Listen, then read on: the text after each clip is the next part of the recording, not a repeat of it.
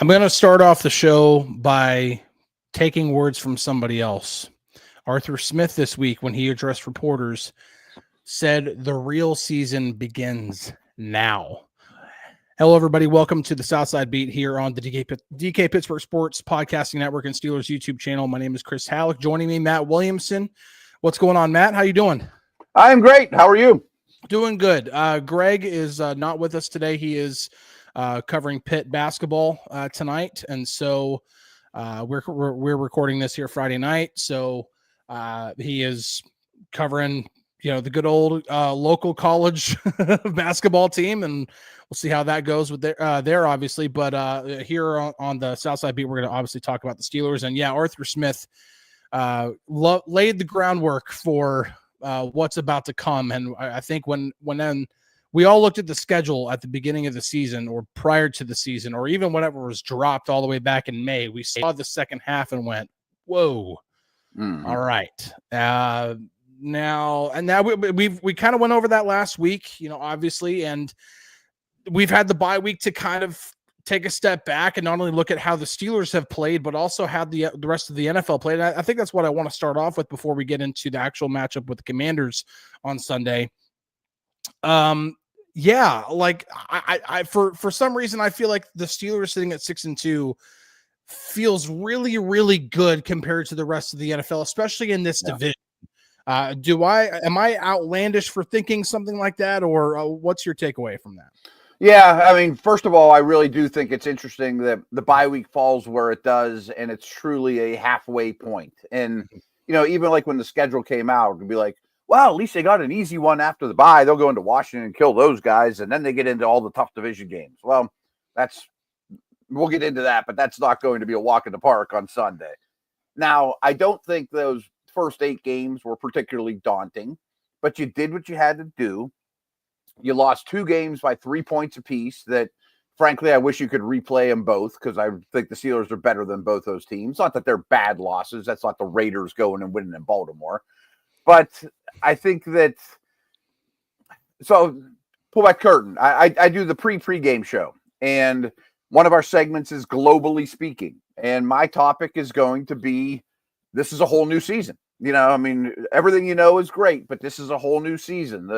The weather's about to change. AFC North football, as Coach Tomlin says, is a very real thing. I don't care if the Browns are good or bad or whatever, but it's a different style of football. And you get two huge human beings for their respective positions at the trade deadline to prepare for such things. So I do think they're sitting pretty.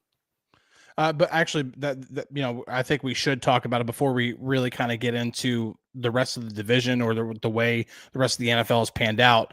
Yes, at the trade deadline, Mike Williams was added at wide receiver. That was the addition that was made. It's not the splashy move that I think everybody wanted, but the Steelers parted ways with a 2025 5th-round pick to bring him here. He costs almost nothing at $627,500. And so it's just, like that's like almost nothing. Now, obviously the 5th-round pick is still something, but then they also go and get Preston Smith, who apparently requested a trade from Green Bay. Didn't like the fit being a defensive end in a 4-3 defense, wanted to be somewhere where he was an outside linebacker in a 3-4 again. And so the Steelers only have to part ways with a 7th-round pick, which, by the way, they still have 2 other 7ths because of the Kenny Pickett trade. So it's not necessarily like, all right, we'll part with nothing. Right. Yeah, we'll give up one of our 3 7th-round picks to bring in a guy who has 68.5 career sacks. I'm not even sure 3 7th-round picks would make the team, Right. Yeah. And so, really quick, I thought Preston Smith was the better trade. Do you agree with that at all? His tape this year is better, and you gave up less. I've always been a Preston Smith fan. Yeah. I don't dislike either. I thought a 5 was a little steep, but they didn't have a 6. We're splitting hairs, though. I'm sure they'll move around on draft day, and they do have another 5 from what I recall, too. They had 2 5s and 3 7s before the trade. So, and they do have the 6 is going to Fields probably. Right. Most likely, yeah. You have to kind of set that aside. Even though I did get it confirmed with the league office that they could have traded that 6th round pick from the Texans.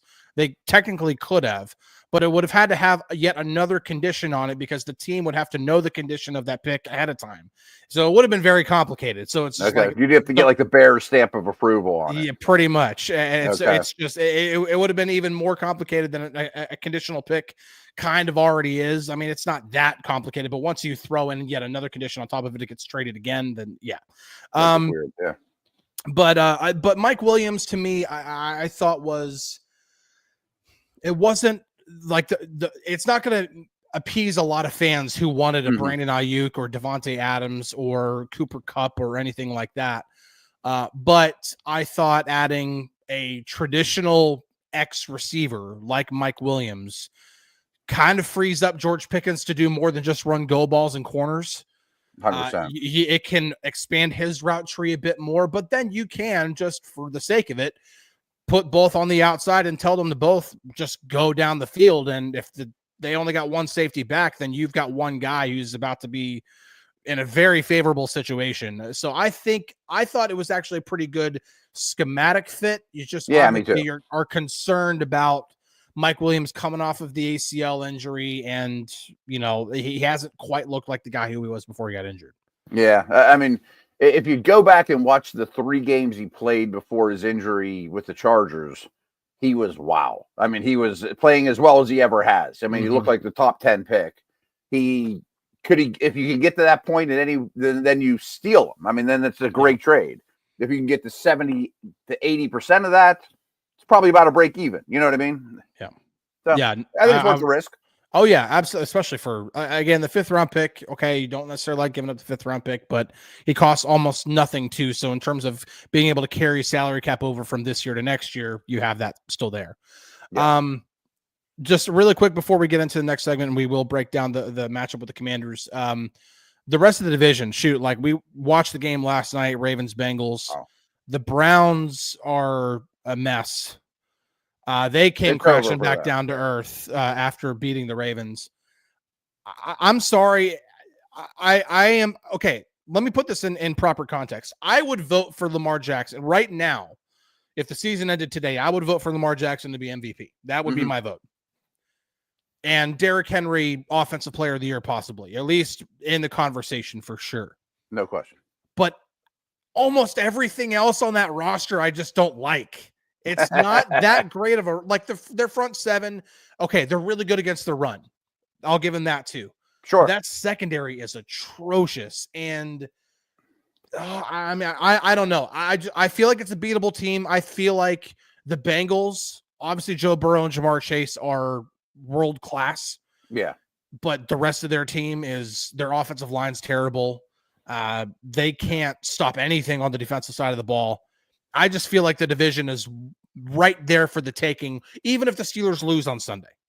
Yep. And you win 3 or 4 division games, you're going to be right in that hunt for sure. And they might do better than that. I don't think they'll do much worse. I don't think they're going to be 1-5 in the division. And yeah, real quick on that game, if you had no dogs in the fight, it was just a fun game, fantasy points galore and all that good stuff.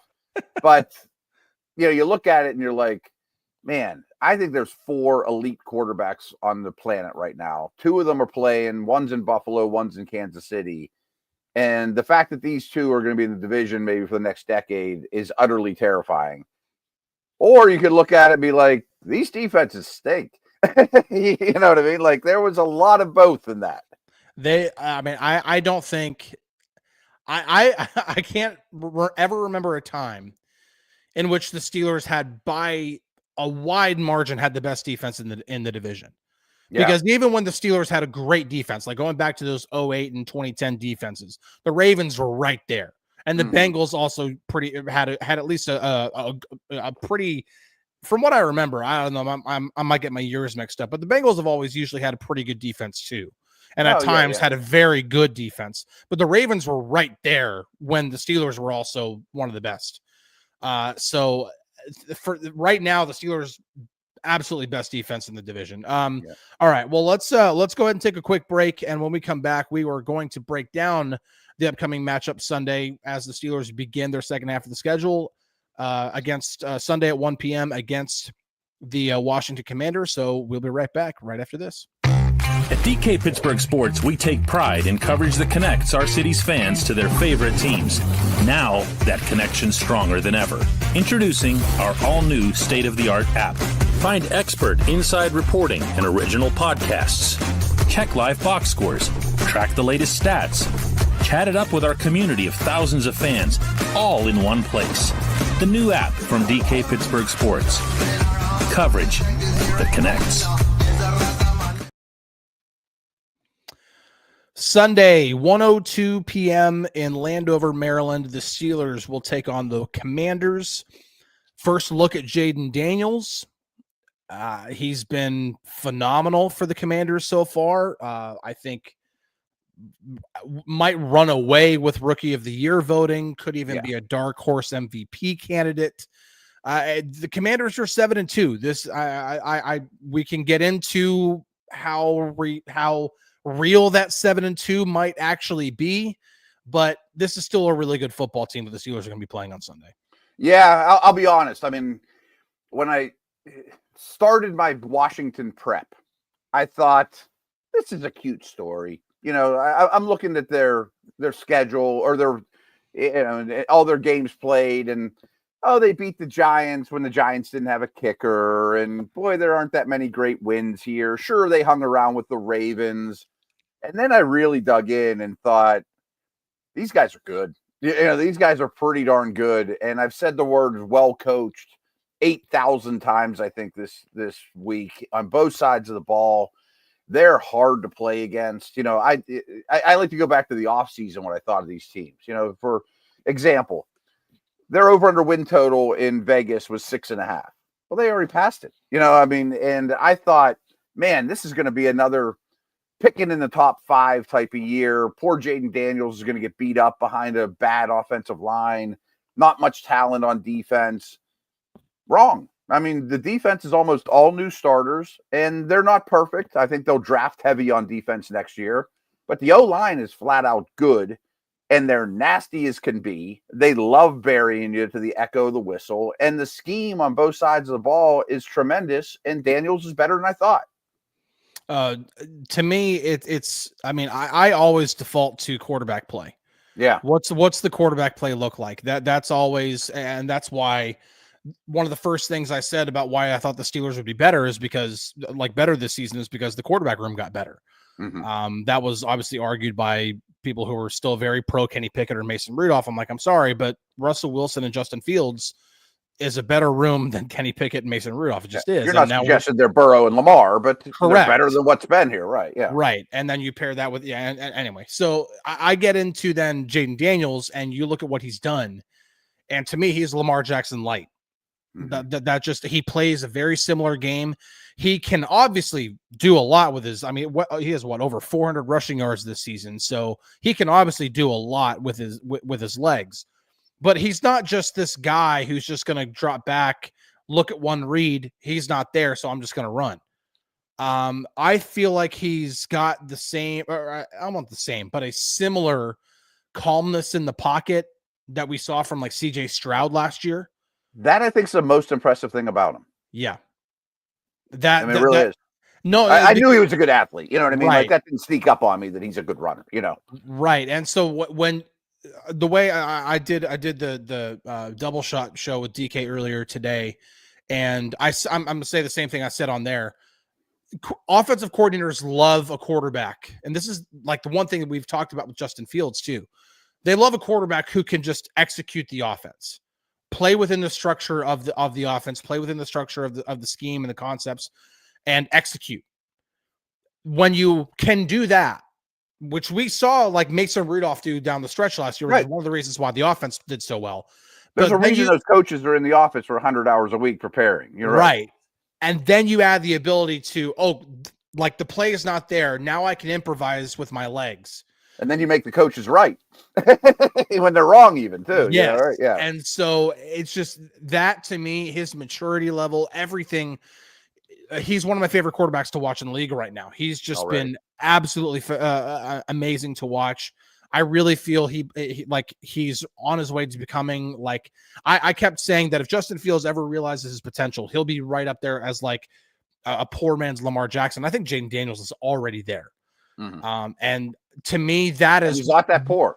Right. And that to me is like, that's what's put this team. I think that's one of the main reasons, if not the main reason, not to take anything else away. Terry McLaurin's a really good receiver. They got a good running back duo, even though they won't have Brian Robinson this week.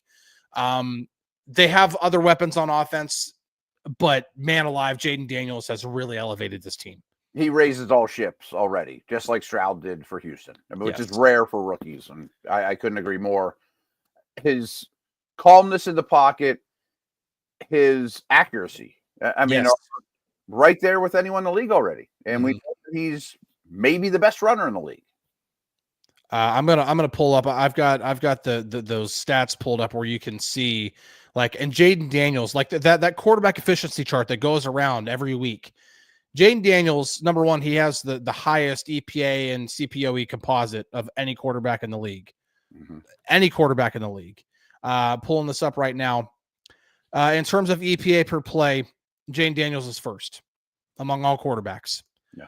In terms of completion percentage above expected, he's third among all quarterbacks. Only Sam Darnold and Jalen Hurts are better than him. So he's the complete package right now, because then you add in the fact that he can do so much with his legs. He's phenomenal. He's going to be a handful for this defense. I do want to get to the other side of the ball because in 1 second, if you don't mind. Yeah, go ahead. Things I think he needs to get better at, which if that's all it is at this stage of his career, that's unbelievable to me.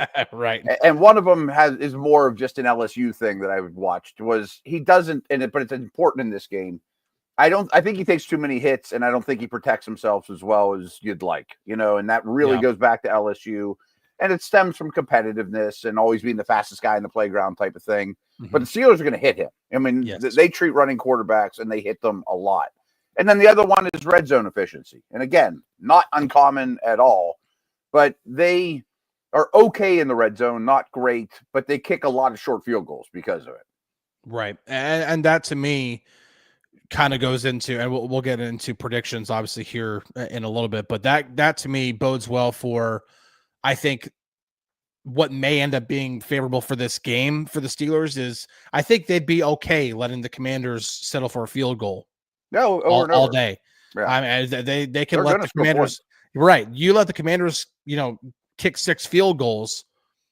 Shoot, man, that's 18 points. Chances, yeah. Yes, absolutely. You will if you can, or even if they kick 7 field goals and score only 21 points, like holding that offense to 21 points right now would be a win for that defense.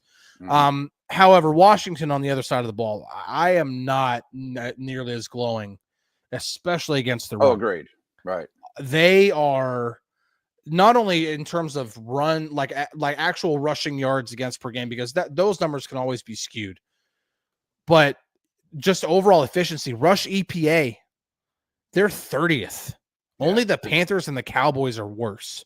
The tape's not great either. It's it's bad. Success rate against is 28th. They are bad against the run, which then again bodes well for what the Steelers are doing right now. The Steelers are running the ball very, very well. They have for the past 3 games. Najee Harris has hit another level. The offensive line is creating holes. They're getting Zach Frazier back. That to me is the matchup here to watch for as much as it should be. What does the Steelers defense do against Jaden Daniels?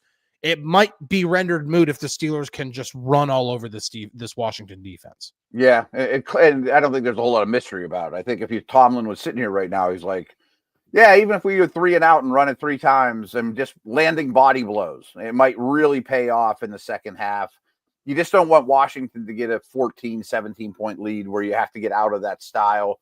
And they're going to play action and throw some bombs and take some shots no matter what. But yeah, I mean, there's a couple teams in the league, and they are at the top of this list, along with the Bills, they want to play nickel in all situations, which is great. You're not subbing in and out. I mean, that's a Niner type of thing where you have two awesome linebackers out there, and that's why they went and got Luvu and Wagner, and they want those guys to be out there all the time. But like, here's a little nugget that I really thought was exciting was they've only faced like 11 snaps against them of 13 personnel. The Steelers do that like once a game. I mean, that's one game's work for them.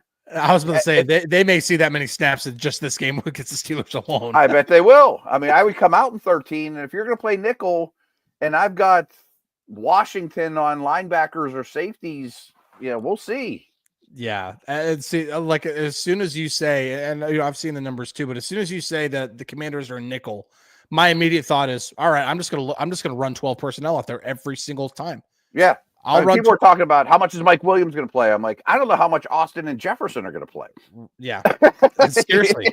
Yeah. Seriously, because you can just go out there, run 12 personnel, force the Commanders either to try to defend that out of the nickel, or you force them to get into their base defense, and then you can really just do pretty much whatever you want. You can still probably run against them because they're not a good run defense. Or then if you can try to get them into their base defense, now you can take advantage. And like their nose tackle's really bad too. I forget his name, but yeah.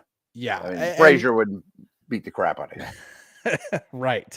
But even their secondary, like, drop back EPA, they're 20th.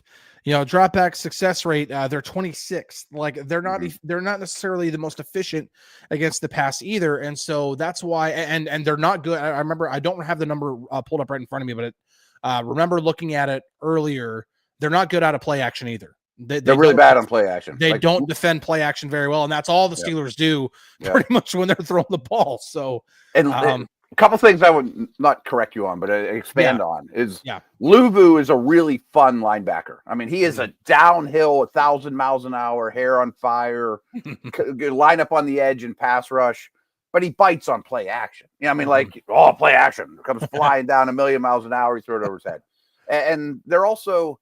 If you look at their starters, like 8 or 9 of them weren't even Commanders last year.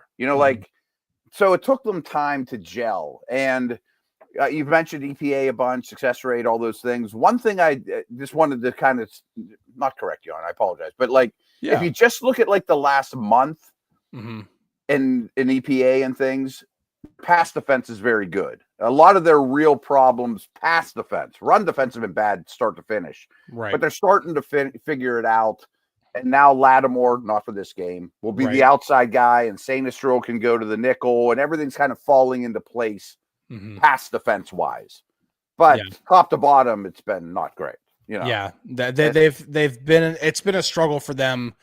On way more on the defensive side of the ball. Obviously, offense, they're humming just right up there with just about anybody else in the league. The 7-2 thing, like, I think they're a good football team, and I think they're good enough, but they only beat the Bears because of a failed, like, just miserable failure on a Hail Mary. And then I don't know if they beat the Giants. But if the Giants have a kicker. Not that day. No. Then if those two things play out, they're 5-4. Are we talking about the team the same? I still think, no, don't get me wrong. I think it's a good football team. And it's the best story in the league. Yes. And I think that's one of the reasons why, like, I think like 5-4 or 6-3 probably better defines what this team is. It's still way better than I thought. I remember I pulled it up not long ago because midway point I'm like, let me go back and look at my predictions for the beginning of the season. Because I went through and I did records for every team because I'm trying to actually go through game by game. Let me get an actual prediction so I can get what order I think the divisions will be. And I said that the Commanders were going to be 6-11 this year. Like that's about what I would have been in the preseason. That was and I said they were going to be third in the division behind the Cowboys and Eagles, and the Eagles are going to be up there. I had the Eagles finishing second at 11-6, but the Cowboys aren't obviously going to be up there, and the Commanders have been a way better football team. And again, to go back to my point, I think Jaden Daniels has really elevated so much of that, and if that offense isn't what it is, they're not 7-2 right now. They don't beat the Bears. They definitely don't beat the Giants. They might not even be a 500 football team if it weren't for Jaden Daniels. And so if he's not having a Stroud-like rookie season, they're 500 best. You know what I mean? Quarterback play changes everything. And I think that's one of the reasons why we even saw the Steelers offense take take a leap, because as soon as Russell Wilson gets in there and he starts unlocking play action, it opens up everything else. They in those 2 games, they put up over 400 yards of offense. One game they got over 30 points.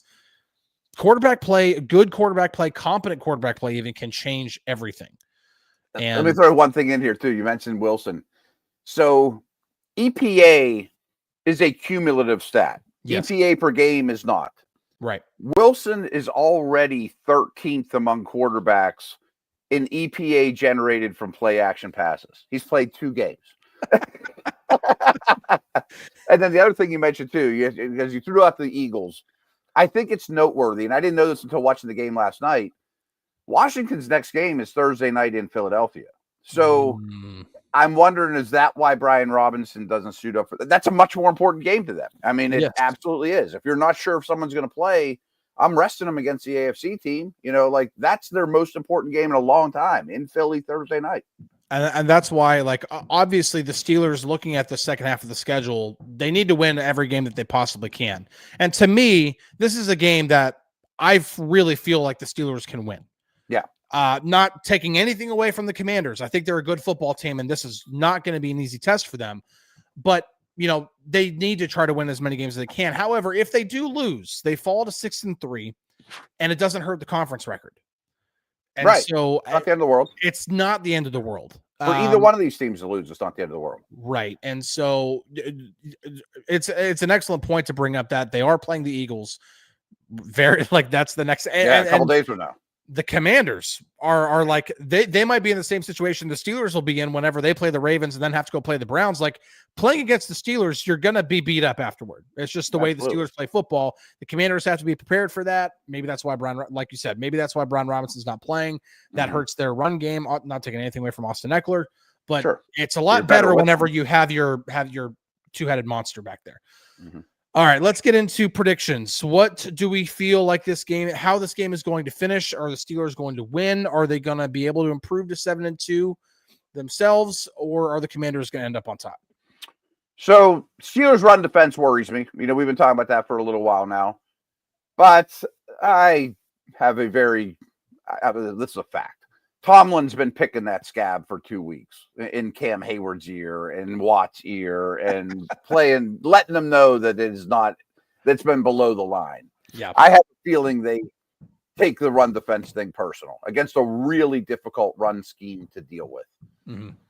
None of what I'm about to say is really a slight on Washington. Again, I'm very impressed with them, but I think it's an awful time to play the Steelers. They're older guys coming off the bye.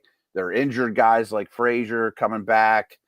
I think Wilson's starting to feel himself. They go out and get a couple people in the trade deadline that just spreads goodwill amongst the building as well. I think it's a terrible time to play the Steelers.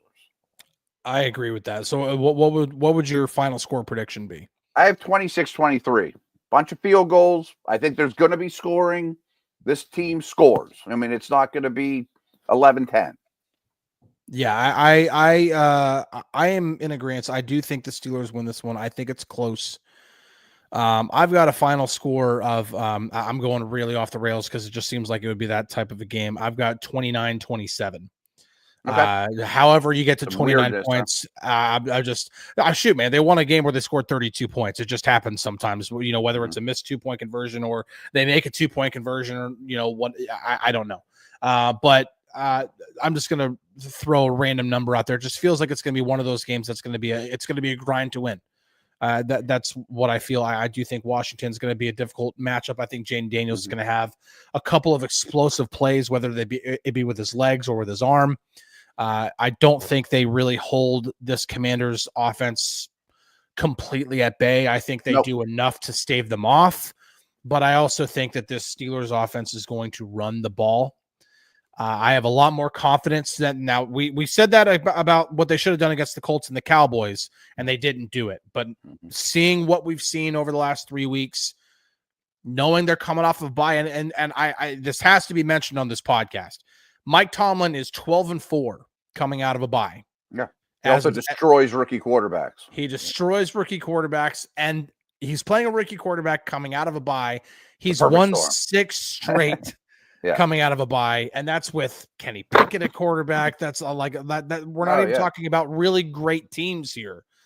12-4. Right. Yes, I have a hard time picking against the state. There when we talk about the Eagles game later in the season, nobody's going to be able to convince me that the Steelers are going to win that football game. I don't care if they win every single game between now and then. They don't win in Philadelphia. I won't pick against the Eagles in that game. I just won't. Spoiler alert. I can't not pick the Steelers in this one just because what they do against rookie quarterbacks, what they do coming out of a bye under Mike Tomlin, knowing the matchup that they have on the ground, I'm going 29-27 Steelers. So we're pretty much in the same boat. There's going to be points, Steeler win. Yeah, I think, and it's also good to know, and one of the people watching the show live, they got the full backfield. They got Najee Harris, they got Jalen Warren, and Cordero Patterson is now back, and he's returned from injury. They're getting healthier, and getting Zach Frazier back is also big too. All right, Patterson. Washington has allowed more kickoff returns than anyone in the league times 1,000. I mean, they're way above everybody else. First off, because they score a lot and they kick off a lot. But their kicker, who, along with Boswell, is on pace to have the most field goals in NFL history, just doesn't have a big leg. He's only tried 3 kicks of 50 yards or more. So he doesn't even reach the end zone consistently. My point is Patterson's going to actually return kicks, I think, on Sunday, which is fun. That could be there. And the one player, for as much as the Steelers are getting healthy, Nick Herbig won't be with them. He has been ruled out. He didn't practice on Friday with the hamstring injury. Didn't have any updates or anything on whether he aggravated it or what's going on. But obviously that's a big blow there. But again, getting Preston part Smith, of the Preston Smith trade. Yeah. Yep. They knew that. You get Preston Smith now. Okay. One guy goes down with an injury. Doesn't look so bad. So, all right. Yeah, that's good for obviously for the Steelers to have that fortified. So we're going to go and wrap this up. Really appreciate everybody tuning in, listening. Enjoy the weekend. Enjoy the game Sunday. I'm looking forward to getting back close to the nation's capital. Always love kind of, making a visit there. I won't have time to sightsee or go view the Constitution or the Declaration of Independence or anything, but it's just fun to be in the area. It's my first time going to that stadium too, even though I've heard it's kind of a hole. I've heard that too. Yeah. Anyway, thank you everybody for tuning in. We really appreciate it. Enjoy the game. We'll talk to you guys next time. We'll catch you on the Flippity Flip.